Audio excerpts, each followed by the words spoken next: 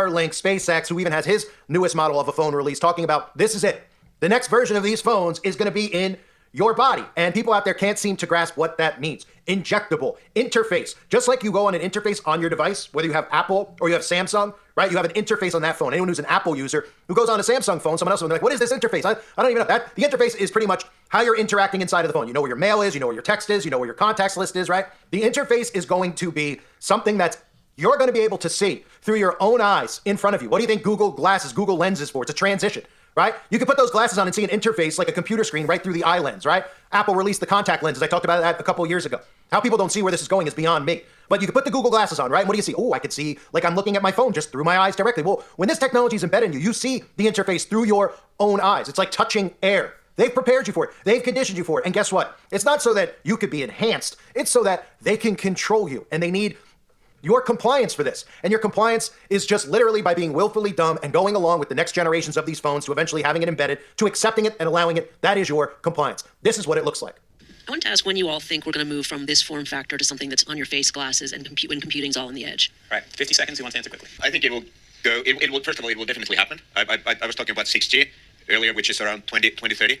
I would say that by then, definitely the smartphone as we know it today will not anymore be the usual, kind of the most common interface. Wow. Many of these things will be built directly into our bodies.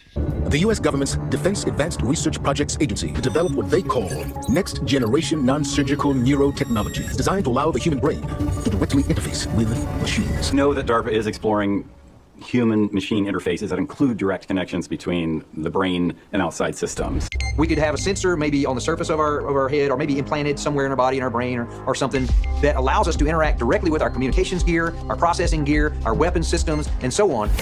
You put the sensor on and you think the right way, and you can increase the speed of the fan by thinking and controlling that thought with direct-to-mind or mind-machine interfacing. But there are those who believe that this same technology could also be used by DARPA as a new form of mind control. Like their counterparts at the CIA, DARPA-funded researchers have spent decades investigating how the human mind can be altered.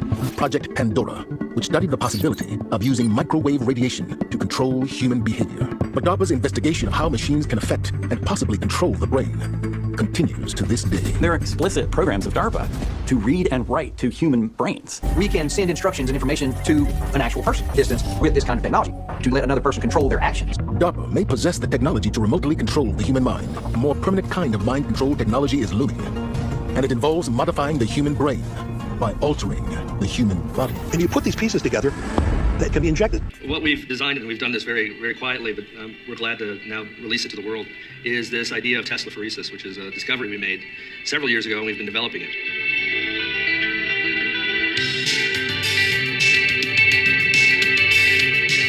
And Teslaphoresis is, the simplest way to understand it, is self-assembly at a distance, just long-distance assembly of materials.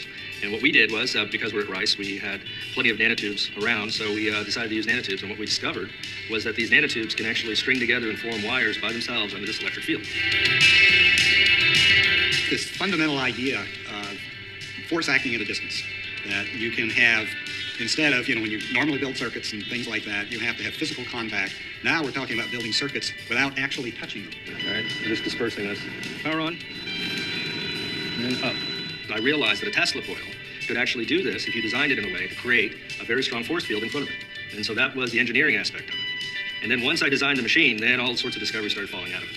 Oh, that was a good one. Teslaphoresis is one of those things, it's a project that there are just so many avenues, so many things that I think you can do with it. Not just making conductive wires, but taking it in so many different places, not only just biomedical engineering, but taking it into different industries like silicone chips or exploring different conductive materials. This also ties in just generally in nanotechnology that self-assembly is very big.